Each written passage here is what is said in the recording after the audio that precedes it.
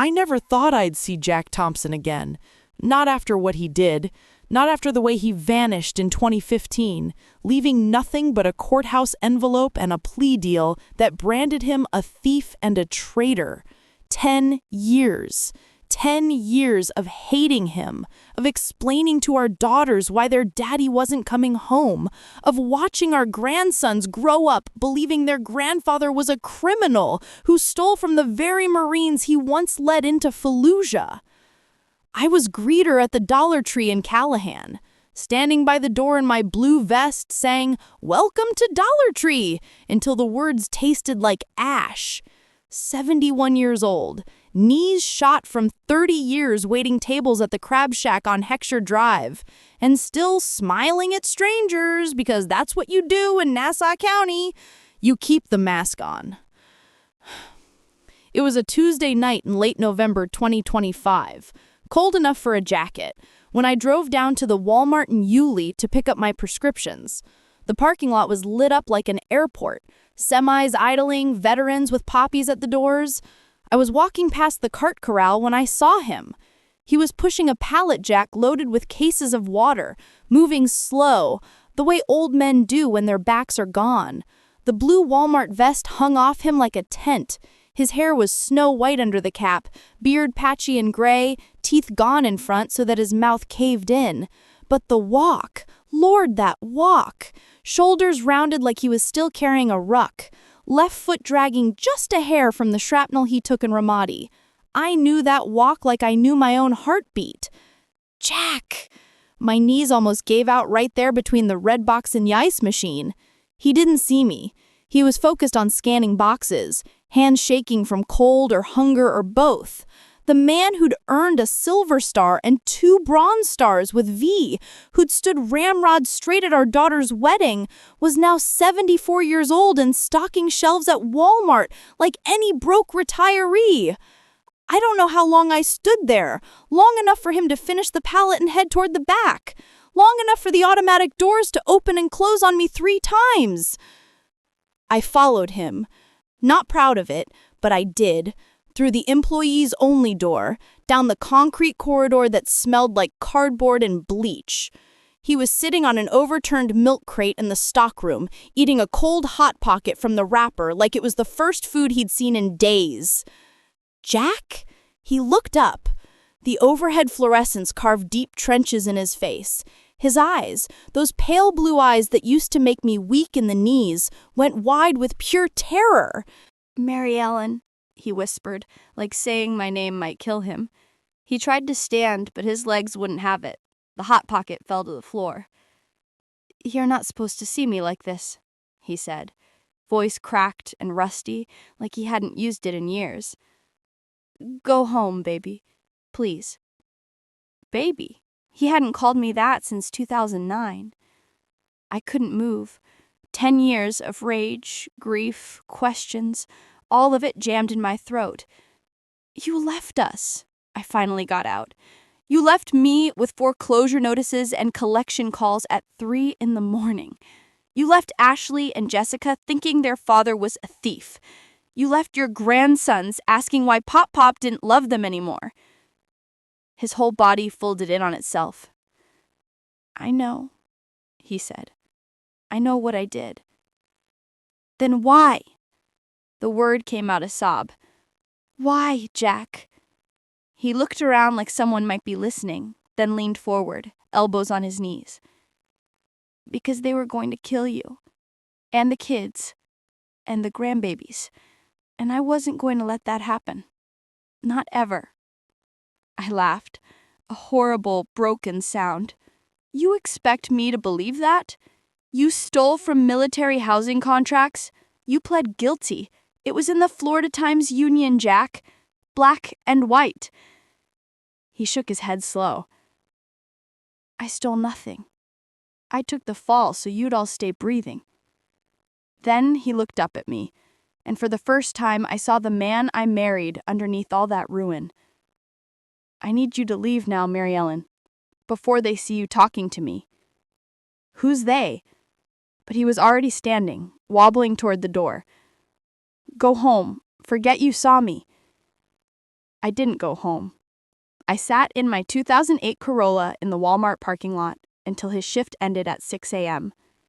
He walked out the employee entrance carrying a plastic grocery bag with what looked like his entire life in it. He headed toward the woods behind the store, where I knew there was a little tent city the sheriff mostly ignored. I followed at a distance until he disappeared into the pines. Then I drove home to Callahan, crying so hard I had to pull over on US 17. The next day, I called in sick to Dollar Tree. First time in 8 years. I needed answers. I started with the storage unit in Yulee we'd kept since 2012. Jack had paid it up through 2025 somehow, even while he was whatever he was doing. The manager, a nice Cuban man named Luis, knew me from the old days. "Miss Mary Ellen, you looking for Mr. Jack stuff? You've seen him? Every 6 months like clockwork. Comes in wearing that Walmart vest, pays cash for the next 6 months. Never says much. Looks like hell if you pardon me saying." Unit 312 was in the back corner, climate controlled. I hadn't been inside since 2016. The lock was the same. Inside were boxes of Christmas decorations, Jessica's old prom dress in plastic, Jack's dress blues in a garment bag, and in the very back, his old sea bag from the Corp, the one he carried through 2 Iraq tours. I unzipped it with shaking hands. On top was his retired ID, expired. Beneath that, folded neat, was the American flag from his retirement ceremony. Under the flag was a waterproof Pelican case the size of a paperback book. Inside was a thumb drive and a single folded note in Jack's handwriting. "If you're reading this, I'm either dead or you found me. Either way, I'm sorry. Play the files, then burn this drive and forget me again. Keep the girls safe. That's all I ever wanted. I love you. Always did. Always will. Jack." I took the case and the note and locked the unit back up. That night, I sat at my kitchen table with my ancient Dell laptop and plugged in the drive. There were folders labeled by year, 2013 to 2015. Hundreds of photos, PDFs, audio recordings, spreadsheets. Photos of Barrett's at Nasjacks and Mayport with black mold crawling up walls like cancer. Ceilings collapsed, wiring so bad it sparked. Water tests showing lead levels off the charts. Emails between executives at Atlantic Shoreline Partners, the big privatized housing contractor, talking about cost-saving measures and acceptable risk. One email chain from 2014 had Jack tagged. "Thompson is asking too many questions about the piping. He's former USMC, thinks he's still in charge. Recommend removal." Another from the VP of Operations. "Handle it, whatever it takes." Then audio files. Secret recordings Jack must have made wearing a wire or using his phone. A meeting in a trailer at Mayport. Executive: "Look, Sergeant Major, we're all patriots here, but Congress gave us a budget, and we have shareholders. You think the Marines want to pay for gold-plated barracks?" Jack's voice, angry.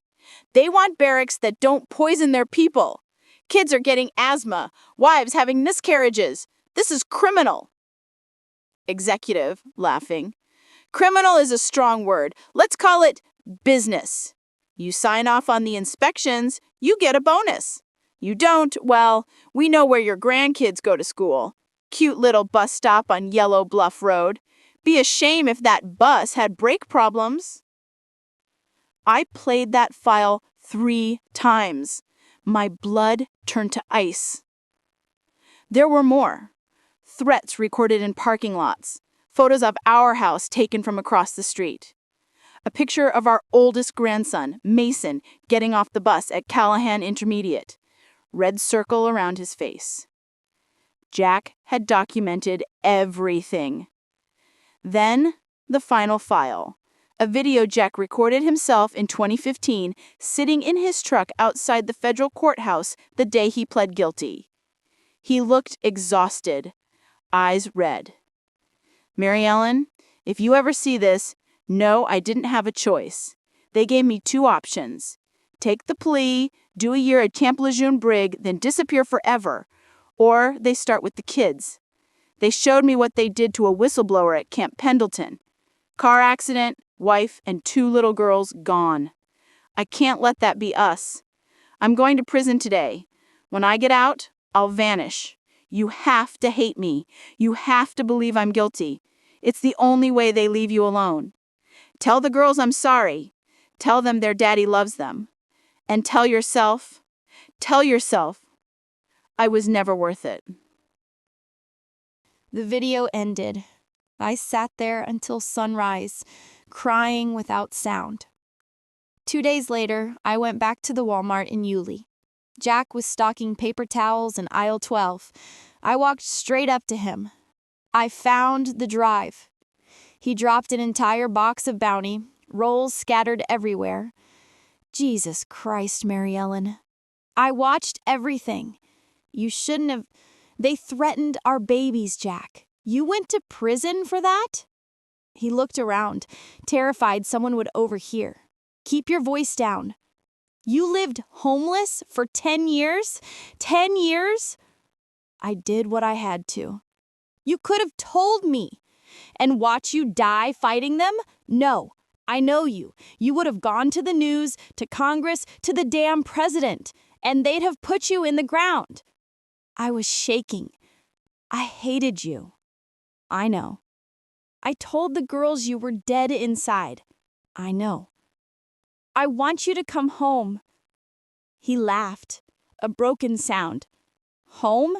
Mary Ellen, I sleep in a tent behind Walmart. I haven't had a toothbrush in 3 months. I'm not the man you married.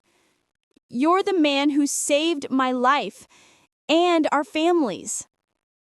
He started crying then, right there in the paper goods aisle. Big, silent tears rolling down his cheeks while a teenager recorded it on her phone. I took him to my trailer that night. He showered for an hour. I threw out the clothes he was wearing, literally threw them in the burn barrel.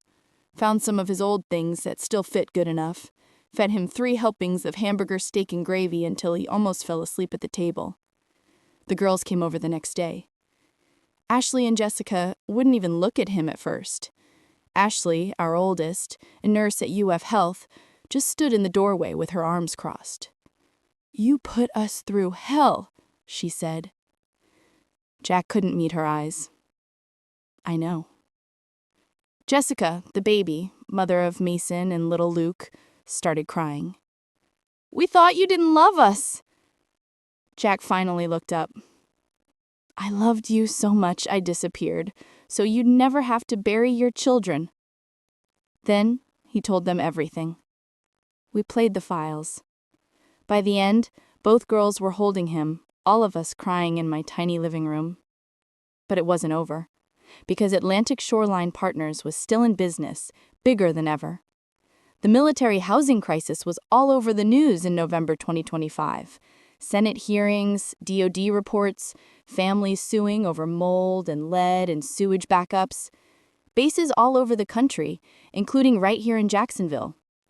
Jack's evidence was 10 years old, but those same executives were still running things. Some had been promoted. I made copies of the drive, mailed one to Channel 4 News, one to the Florida Times-Union, one to Senator Rick Scott's office, and one to Marine Corps Commandant himself, care of Headquarters Marine Corps. Then I waited. The first call came 3 days later. Private number. A man's voice.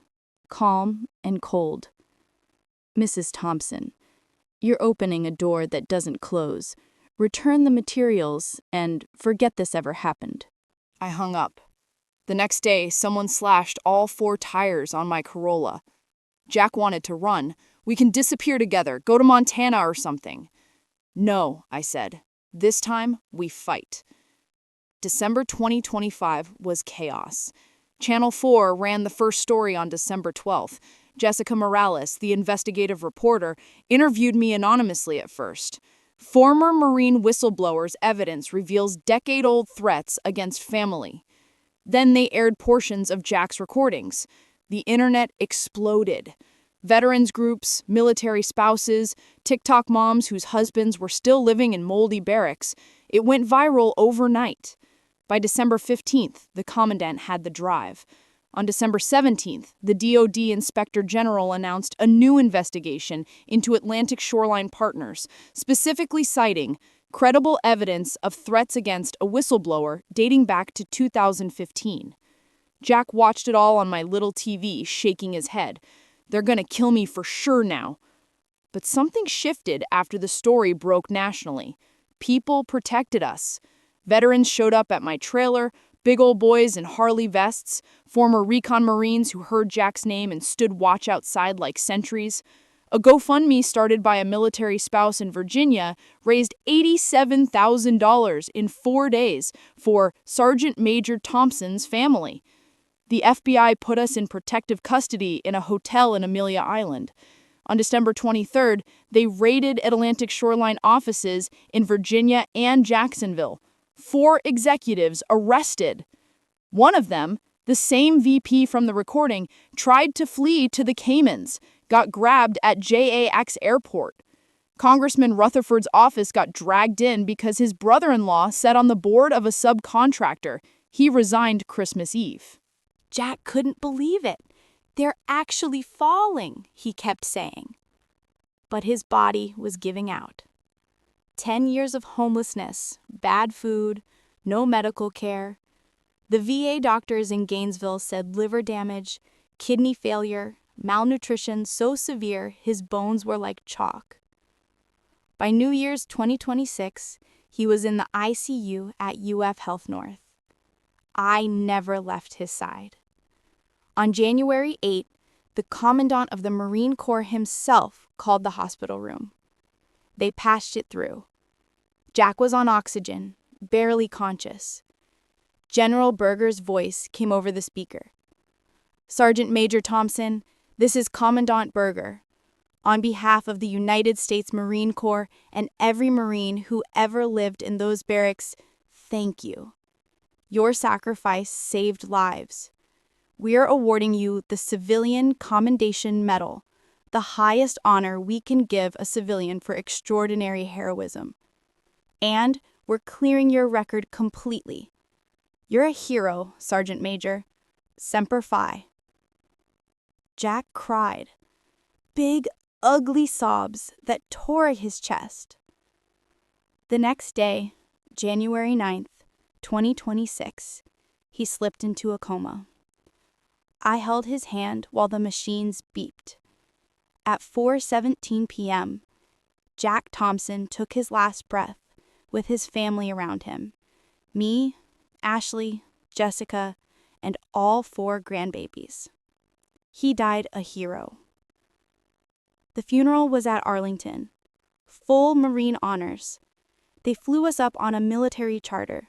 The caisson, the riderless horse, the 21-gun salute, Marines in dress blues carrying my Jack.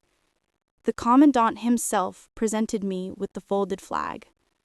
The headstone reads, Robert J. Thompson, Sergeant Major USMC retired. Iraq War veteran, Silver Star, Bronze Star with V. He saved us all. I go up there every few months, sit on the grass and talk to him. Tell him how the settlements came through. Millions for the families affected, including ours. How Atlantic Shoreline went bankrupt. How Congress finally passed real oversight for privatized housing. Tell him the grandbabies are growing like weeds. Tell him I finally forgave him. And I tell him thank you. Thank you for 10 years of hell so we could have the rest of our lives in peace. Some nights I still wake up reaching for him. But then I remember he never really left. He just carried the weight so we wouldn't have to. And now he's resting. Finally.